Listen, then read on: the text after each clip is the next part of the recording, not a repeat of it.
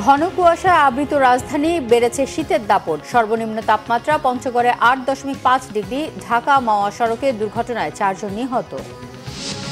ঢাকা বিশ্ববিদ্যালয়ের শিক্ষার্থীদের বিক্ষোভ। ডাকসু নির্বাচনের রোডম্যাপের দাবিতে ৭২ ঘণ্টার আলটিমেটাম। শিগগিরই আলোচনার আশ্বাস উপাচার্যের। ফ্যাসিবাদ মুক্ত হয়েছে জাতি, গণতন্ত্র চর্চা করেও দেশকে এগিয়ে নেওয়া সম্ভব বললেন মির্জা ফখরুল। চড়া চালের বাজারে ক্রেতাদের অস্বস্তি। দাম বেড়েছে মাছের, সরবরাহ বাড়ায় স্বাভাবিক পেঁয়াজের দর।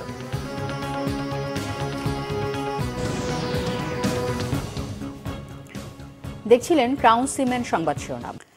পৌষের শীতে কাঁপছে সারা দেশ। বিভিন্ন জেলায় বইছে শৈত্যপ্রবাহ। শীতের দাপটে জুবুথুবু জনজীবন। আজ দেশের সর্বনিম্ন তাপমাত্রা পঞ্চগড়ে ৮.৫ ডিগ্রি সেলসিয়াস রেকর্ড করেছে আবহাওয়া অফিস। প্রতিনিধিদের পাঠানো তথ্য ও ছবিতে দেখুন ডেস্ক রিপোর্ট। পঞ্চগড়ে আবারও ঘন কুয়াশার সাথে বেড়েছে শীতের তীব্রতাও। বিপাকে পড়েছে খেটে খাওয়া দিনমজুর কৃষক। খড়কুটো জ্বালিয়ে শীত নিবারণের চেষ্টা তাদের। আবহাওয়া অফিসের তথ্য অনুযায়ী শুক্রবার সকালে দেশের সর্বনিম্ন তাপমাত্রা ছিল এই জেলায় ৮.৫ ডিগ্রি সেলসিয়াস। উত্তরের জেলা দিনাজপুরে পৌষের হাড় কাঁপানো কনকনে শীতে বিপর্যস্ত জনজীবন। দুর্ভোগ বেড়েছে শ্রমজীবী মানুষের। কুয়াশার সাথে হিমেল বাতাসে কাহিল কুড়িগ্রামের মানুষ। গত দুদিন ধরে দেখা মিলছে না সূর্যের। বিপাকে চর ও দ্বীপচরের মানুষ। এদিকে শীত নিবারণের জেলার ৯ উপজেলায় ৪৯ লাখ টাকা ও ১২,০০০ কম্বল বরাদ্দ দিয়েছে জেলা প্রশাসন। দিনভর কুয়াশাচ্ছন্ন থাকায় গাইবান্ধায় ব্যাহত হচ্ছে মানুষের স্বাভাবিক কাজকর্ম। ঘন কুয়াশায় সড়কে যানবাহন চলছে হেডলাইট জ্বালিয়ে। শীতে সবচেয়ে বেশি কষ্টে বৃদ্ধ ও শিশুরা। শীতজনিত রোগী বেড়েছে হাসপাতালগুলোতে। গরম কাপড় না থাকায় কষ্টে দিন পার করছেন ছিন্নমূল মানুষ। ঠান্ডার জন্যে বারাসাত থেকে বাড়ানো যাচ্ছে না। মানুষের অসুখ বিসুখ বেশি হচ্ছে। শিশু বাচ্চাদের ডায়রিয়া কলেরা হচ্ছে। গরু বাছুর এগুলোর ঠান্ডাতে অসুখ বিসুখ হচ্ছে। কুয়াশা ভরা, কম্বলও পাই না, রিলিফ সাহায্য পাই না, কিচ্ছু পাই না। ঘর থাকি বাইরে বেড়া পাই না, কি কর্ম করি খাই। পৌষের কনকনে শীতে জবুথবু নাটোরবাসী। সারাদিন হিমশীতল বাতাসে ব্যাহত হচ্ছে দৈনন্দিন কাজ। গরম কাপড় না থাকায় বেশ কষ্টে ছিন্নমূল ও নিম্ন আয়ের মানুষ। জরুরি প্রয়োজন ছাড়া সন্ধ্যার পরে ঘরের বাইরে বের হচ্ছে না কেউই। খড়কুটো জ্বালিয়ে শীত নিবারণের চেষ্টা তাদের। পৌষের হাড় কাঁপানো শীতে কাঁপছে চুয়াডাঙ্গার জনপদ। ঘন কুয়াশা ও হিমেল হাওয়ায় বিপর্যস্ত জনজীবন। বিপাকে রয়েছে খেটে খাওয়া ছিন্নমূল মানুষ। সময় মতো কাজে যেতে পারছেন না তারা। হাসপাতালে বাড়ছে শীতজনিত রোগীর সংখ্যা। এর মধ্যে শিশু ও বয়স্কদের সংখ্যাই বেশি। প্রচণ্ড শীতে কাঁপছে জয়পুরহাটবাসী। এতে বেশি কষ্টে রয়েছে শিশু ও বৃদ্ধরা। গেল ৪ দিন ধরে সূর্যের দেখা নেই এই জেলায়। কুয়াশায় অন্ধকারে ঢেকে গেছে পথঘাট আর ফসলের জমি। ক্ষতিগ্রস্ত হচ্ছে বীজতলা। চরম দুর্ভোগে দিনমজুর আর কৃষকরা। শীত আর কুয়াশায় বিপাকে দক্ষিণ পশ্চিমাঞ্চলের উপকূলীয় জেলা সাতক্ষীরাবাসী। রাত থেকে পড়ছে কুয়াশা। কুয়াশা ও তীব্র শীতে বিপর্যস্ত হয়ে পড়েছে জনজীবন। জরুরি প্রয়োজন ছাড়া ঘর থেকে বের হচ্ছে না কেউই। সন্ধ্যার পরপরই ফাঁকা হয়ে যাচ্ছে শহরের রাস্তাঘাট ও বাজার। হতদরিদ্র মানুষ আগুন জ্বালিয়ে শীত নিবারণের চেষ্টা করছেন। শীতার্তদের রক্ষায় সরকারের পাশাপাশি বেসরকারি পর্যায়ে সবাইকে এগিয়ে আসার আহ্বান জানিয়েছে সচেতন নাগরিক সমাজ।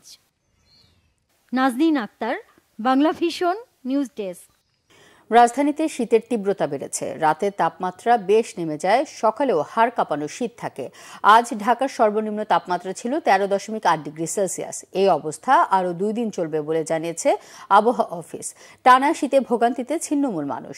চাহিদা বাড়ায় বেড়েছে গরম কাপড় বেচা বিক্রি। রিপোর্ট মোবাশ্বের আহমেদের। ঘন কুয়াশার কারণে শুক্রবার সকাল থেকেই রাজধানীতে শীতের তীব্রতা বেশি। আকাশ মেঘাচ্ছন্ন। তবে বেলা গড়াতে শীত কিছুটা কমলেও কুয়াশা কাটেনি। আবহাওয়া অফিস বলছে শীতের এমন প্রকোপ থাকবে আরও 2 দিন। শুক্রবার ঢাকার তাপমাত্রা নামে 13.8 ডিগ্রি সেলসিয়াসে। হাড় কাঁপানো শীতে বিপর্যস্ত জনজীবন। কষ্ট বেড়েছে কর্মজীবীদের। সবচেয়ে বেশি দুর্ভোগে ছিন্নমূল মানুষ। নামমাত্র পোশাকে শীতকে নিবারণের চেষ্টা তাদের। এদিকে শীত বাড়ায় নগরীতে গরম কাপড়ের চাহিদার পাশাপাশি বেচা বিক্রি বেড়েছে। কাস্টমার বাড়ছে, বেচা কিনা কম, কাস্টমার বাড়ছে দেখে শুধু চলে যায়। কিনতে আসে ঠিকই, কিন্তু ওই আপনার যে একটা চাহিদা, ওইটা চাহিদা নাই। মোবাশ্বের আহমেদ, বাংলা ভিশন, ঢাকা। ঢাকা মাওয়া এক্সপ্রেসওয়েতে আলাদা সড়ক দুর্ঘটনায় নিহত হয়েছে 4 জন, আহত অন্তত 20 জন। হাইওয়ে পুলিশ জানায় ভোর 5টার দিকে এক্সপ্রেসওয়ের শ্রীনগরের হাসারা এলাকায় ঢাকামুখী লেনে যাত্রীবাহী বাস ও ট্রাকের মধ্যে সংঘর্ষে নিহত হন 2 জন। অন্যদিকে বৃহস্পতিবার রাত 11:30টার দিকে সিরাজদি খানের নিমতলা এলাকায় মাওয়ামুখী লেনে কাভার্ড ভ্যানের পেছনে যাত্রীবাহী মিনিবাসের ধাক্কায় নিহত হন 2 জন। নিহতরা হলেন আবদুল্লাহ পরিবহনের হেলপার, শ্রীনগর উপজেলার কল্লিগাঁও গ্রামের বাসিন্দা মোহাম্মদ জীবন ও সিরাজদি খান উপজেলার মালখানগড় ইউনিয়নের দেবীপুরা গ্রামের বাসিন্দা বাস যাত্রী মোহাম্মদ রায়হান। কাভার্ড ভ্যানটিকে আটক করা হয়েছে বলে জানিয়েছে হাসারা হাইওয়ে পুলিশ। ঢাকা বিশ্ববিদ্যালয়ের উপাচার্য অধ্যাপক ডক্টর নিয়াজ আহমদ খান বলেছেন, ডাকসু নির্বাচনের বিষয়ে আন্তরিক বিশ্ববিদ্যালয় প্রশাসন সকল ছাত্র সংগঠনের সাথে আলোচনা করে ঐকমতের ভিত্তিতে রোডম্যাপ ঘোষণা করা হবে। এদিকে বৃহস্পতিবার রাতে 72 ঘণ্টার মধ্যে ডাকসু নির্বাচনের রোডম্যাপ না দিলে হলে কঠোর কর্মসূচির হুঁশিয়ারি দিয়েছে বৈষম্য বিরোধী ছাত্র আন্দোলন। আরও জানাচ্ছেন দীপন দেওয়ান। বৃহস্পতিবার সিনেট ভবনে সিন্ডিকেট বৈঠকে আওয়ামীপন্থী 3 সদস্য নিজামুল হক ভুইয়া, সীতেশচন্দ্র বাসার ও বাহালুল মজনু চুন্নুর আমন্ত্রণকে কেন্দ্র করে সাধারণ শিক্ষার্থীদের সাথে বিক্ষোভ সমাবেশ করে ছাত্রদল। বিক্ষোভ মিছিলটি সূর্যসেন হল ও মহসিন হল হয়ে ভিসি চত্বরে গিয়ে শেষ হয়। সে সময় ডাকসু নির্বাচনকে ঘিরে উপাচার্যের সাথে বাকবিতণ্ডায় জড়িয়ে পড়েন ছাত্রদলের নেতাকর্মীরা। এ ঘটনার প্রতিবাদে রাতে ক্যাম্পাসে বিক্ষোভ মিছিল করে সাধারণ শিক্ষার্থীরা। ডাকসু নির্বাচনের রোডম্যাপ ঘোষণার জন্য প্রশাসনকে 72 ঘন্টার আলটিমেটাম দেন তারা। 72 ঘন্টার মধ্যে যদি রোডম্যাপ ঘোষণা করা না হয় তাহলে কঠোর থেকে কঠোরতর আন্দোলনে আমরা যাব। এদিকে শুক্রবার সকাল 10টায় আইবি এর বিবি প্রোগ্রামের মধ্য দিয়ে ঢাকা বিশ্ববিদ্যালয়ে 2024-25 শিক্ষাবর্ষের ভর্তি পরীক্ষা শুরু হয়। এবারের বিবিএ ভর্তি পরীক্ষায় 10,278 জন পরীক্ষার্থী অংশ নেয়। এর বিপরীতে সিট রয়েছে 120টি। পরীক্ষা কেন্দ্র পরিদর্শন করে উপাচার্য অধ্যাপক ডক্টর নিয়াজ আহমদ খান বলেন, ডাকসু নির্বাচনের জন্য সবার ঐকমত্য হওয়া প্রয়োজন। ডাকসু নির্বাচনের ব্যাপারে আমরা অত্যন্ত আন্তরিক, তবে আমরা চাই যে সবার মধ্যে মোটামুটি একদম ঐক্যমত না হোক, কিন্তু একটু ব্রড বেসড, যাতে একরকম সমঝোতা হয়, একটা চুক্তির মতো হয়।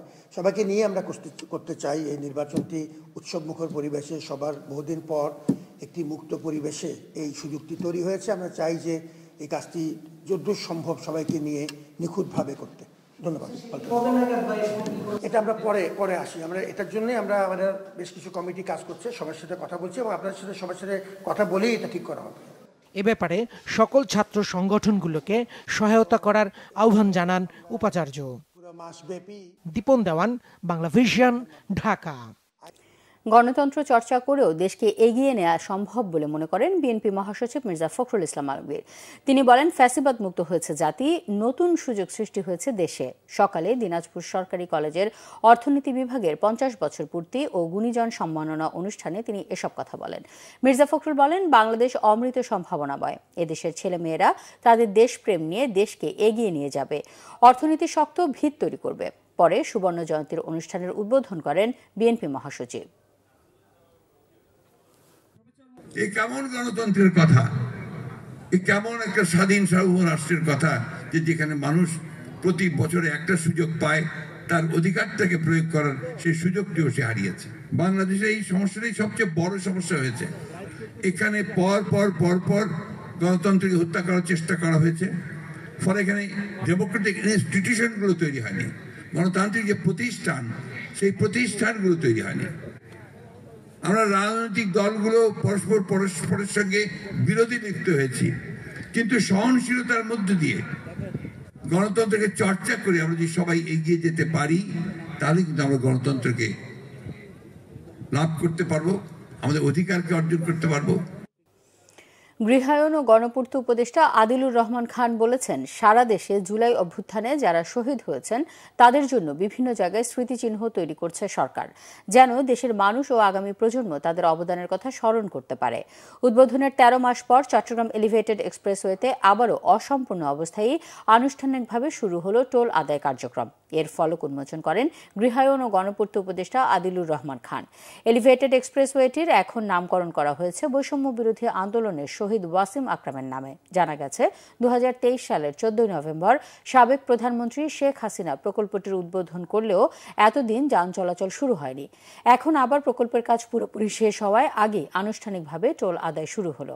এই উড়াল সড়কে টোল দিয়ে ১০ ধরনের গাড়ি চলাচল করতে পারবে, তবে মোটরসাইকেল এবং ট্রেইলার ওঠানামার সুযোগ রাখা হয়নি।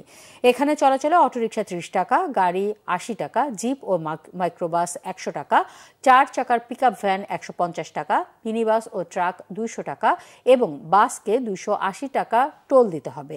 এছাড়া ৬ চাকার ট্রাক ৩০০ টাকা এবং কাভার্ড ভ্যানকে দিতে হবে ৪৫০ টাকা টোল। নতুন বছরে চড়া চালের বাজারে ক্রেতার অস্বস্তি, তবে সরবরাহ বাড়ায় দাম স্বাভাবিক দেশি পেঁয়াজের। কাঁচা সবজির দাম সাধারণের নাগালে, ব্রয়লার বিক্রি হচ্ছে কেজিতে ২০০ টাকায়। এলাচের দাম হঠাৎ বাড়লেও কমেছে জিরার দাম। বিস্তারিত জানাচ্ছেন নাবিল জাহাঙ্গীর। রাজধানীতে মৌসুমী সবজির সরবরাহ বাড়ায় স্বস্তি রয়েছে কাঁচা বাজারে। প্রতি কেজি বেগুন, আলু, সিম, মূলা, চিচিঙ্গা, শালগম মিলছে ৩০ থেকে ৪০ টাকায়। নতুন দেশি পেঁয়াজ বিক্রি হচ্ছে ৬০ টাকা দরে, কাঁচামরিচের কেজি ৪০ টাকা আর টমেটো ৪০ থেকে ৬০ টাকায়। বছরের এই সময়ে মাছের দাম কিছুটা কম থাকার কথা থাকলেও বেড়েছে দেশি মাছের দাম। চাষের মাছের দর অপরিবর্তিত। ইলিশ বিক্রি হচ্ছে আকার ভেদে ১২০০ থেকে ১৫০০ টাকা কেজিতে। দেশি মাছের দাম অল্প একটু বেশি, এমন কিছু না। প্রাইস বেশি, এটা নর্মালি রেগুলার প্রাইস 400 হলেও ঠিক আছে। তো নর্মালি আমি যদি ওই পাশে পাইকারি মার্কেট থেকে নেই, সেক্ষেত্রে এটার দাম আসে 400 আর 450।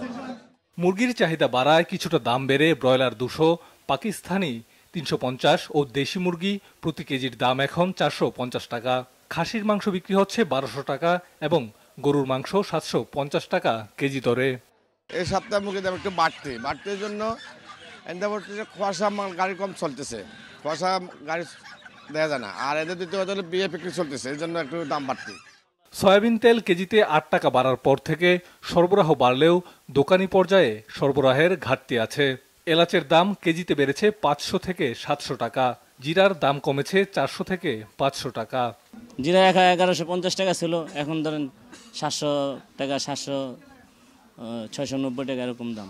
সয়াবিন তেল দাম ৮ টাকা বাড়ানোর পরে সরবরাহ আগের তুলনায় একটু ভালো আছে, কিন্তু অ্যাভেলেবেল না। কৃষকের ঘরে আমন ধান উঠলেও দামের প্রভাব পড়েনি খুচরা বাজারে। চালের দাম প্রতি কেজিতে ৫ থেকে ৮ টাকা বেড়ে মোটা চাল বিক্রি হচ্ছে ৫৫ থেকে ৬০ টাকায়, বিয়ার ২৮ ও ২৯ ৬০ থেকে ৬৫ টাকায়, মিনিকেট চাল ৭৮ থেকে ৮০ টাকা কেজিতে। খুচরা ব্যবসায়ীরা বলছেন দাম বাড়ানোর পেছনে দায়ী মিল মালিক ও কর্পোরেট ব্যবসায়ীরা। মেলার এবং কর্পোরেট কোম্পানিগুলো প্রতিযোগিতাভাবে ধান কিনে, মেলারা এক বস্তা ১০০ টাকা লাভ করে, কর্পোরেট কোম্পানিগুলো এগুলো প্যাকেজিং করে তারা এক বস্তা ৫০০-৭০০ টাকা লাভ করে। তার মানে তারা দ্বিগুণের চেয়ে বেশি লাভ করে। কর্পোরেট কোম্পানিগুলো যখন বাজারে আসে তখন এই বাজারটা উতাল পাতাল হয়ে সবসময় চালের দামটা ঊর্ধ্বগতি থাকে, নিম্নগতিতে আসে না। বেশি দামে কিনতে হচ্ছে, প্লাস ওইদিকে কৃষক যারা এরা আবার কম দাম পাচ্ছে। মাঝখানে যে একটা চক্রটা আছে, বা আমি জানি না চক্র বা কি, কিন্তু ওনারা আসলে বেশি মনে হয় মাঝখান থেকে তারা টাকাটা উঠিয়ে নিচ্ছে আর কি। ঠিক আছে, ২৮০০ টাকা, ২৮৫০, এখানে বস্তাভর্তি ১৫০ থেকে ২০০ টাকা বাইরে গেছে। ভোক্তাদের দাবি নিত্য প্রয়োজনীয় পণ্যের দাম নিয়ন্ত্রণে কার্যকরী ভূমিকা নিতে হবে সরকারকে। নাবিল জাহাঙ্গীর, বাংলা ভিশন, ঢাকা। জামায়াতে ইসলামের আমির ডাক্তার শফিকুর রহমান বলেছেন, নির্বাচন তাদের জন্য যারা দেশকে ভালোবাসে, যাদের কাছে দেশের প্রতি ইঞ্চি জমি আমানত। সকালে নাটোরের নবাব সিরাজউদ্দৌলা সরকারি কলেজ মাঠে জামায়াতের কর্মী সম্মেলনে তিনি এসব কথা বলেন। ডাক্তার শফিকুর রহমান বলেন, ক্ষমতায় থাকার জন্য দেশে অবৈধভাবে ৩টি নির্বাচন করা হয়েছে। যারা নির্বাচন বিশ্বাস করে না তাদের কিসের নির্বাচন, এমন প্রশ্ন তোলেন। দ্রুত সময়ে প্রয়োজনীয় সংস্কার করে এই সরকার একটা সুষ্ঠু নির্বাচন দিয়ে যার যার জায়গায় ফিরে যাবে বলেও তিনি আশা প্রকাশ করেন। ইসলামী আন্দোলনের আমির চরমোনাই পীর মুফতি সৈয়দ রেজাউল করিম বলেছেন, যারা নির্বাচনের জন্য তাড়াহুড়ো করছে তাদের জন্য অন্তর্বর্তী সরকার ভালোভাবে দেশ চালাতে পারছে না। রাজধানী ইঞ্জিনিয়ার্স ইনস্টিটিউশনে ইসলামী শ্রমিক আন্দোলনের সম্মেলনে একথা বলেন তিনি। বলেন, অন্তর্বর্তী সরকার অগোছালোভাবে দায়িত্ব পালন করছে, কিন্তু ইসলামী আন্দোলন সরকারের সহযোগিতা করবে বলে জানান তিনি। বিভিন্ন দাবি দাওয়া নিয়ে অনেকেই রাস্তায় নামছে উল্লেখ করে চরমোনাই পীর বলেন, এই সুযোগে ফ্যাসিবাদের দোসররা বিশৃঙ্খলা করছে। ফ্যাসিবাদীদের বিশৃঙ্খলার চেষ্টা ইসলামী আন্দোলন সহ্য করবে না বলেও হুঁশিয়ারি দেন। গত 53 বছর কোনো সরকারি দেশ দরদি ছিল না বলে মন্তব্য তার। সৈয়দ রেজাউল করিম বলেন, যারা দুর্নীতিতে বারবার চ্যাম্পিয়ন হয়েছে তাদের ক্ষমতায় যেতে দেওয়া হবে না। সংবাদ শেষ করব ক্রাউন সিমেন্ট শিরোনামগুলো আরেকবার জানিয়ে। ঘন কুয়াশা আবৃত রাজধানী, বেড়েছে শীতের দাপট। সর্বনিম্ন তাপমাত্রা পঞ্চগড়ে 8.5 ডিগ্রি। ঢাকা মাওয়া সড়কে দুর্ঘটনায় 4 জন নিহত। ঢাকা বিশ্ববিদ্যালয়ের শিক্ষার্থীদের বিক্ষোভ। ডাকসু নির্বাচনের রোডম্যাপের দাবিতে 72 ঘন্টার আলটিমেটাম। শিগগিরই আলোচনার আশ্বাস উপাচার্যের। ফ্যাসিবাদ মুক্ত হয়েছে জাতি, গণতন্ত্র চর্চা করেও দেশকে এগিয়ে নেওয়া সম্ভব বললেন মির্জা ফখরুল।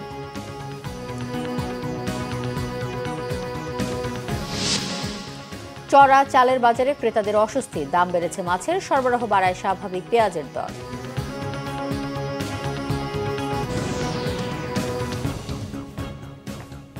এই ছিল এখনকার মতো। পরের সংবাদ বিকেল 4টায়, এর আগে 3টায় রয়েছে নিউজ টপ 10 দেখার আমন্ত্রণ রইল। এছাড়া বাংলা ভিশন সংবাদ ও সংবাদ সংশ্লিষ্ট অনুষ্ঠান দেখতে ভিজিট করুন www.bvnews24.com ও facebook.com/banglavisionnews এবং সাবস্ক্রাইব করুন youtube.com/banglavisionnews। ধন্যবাদ।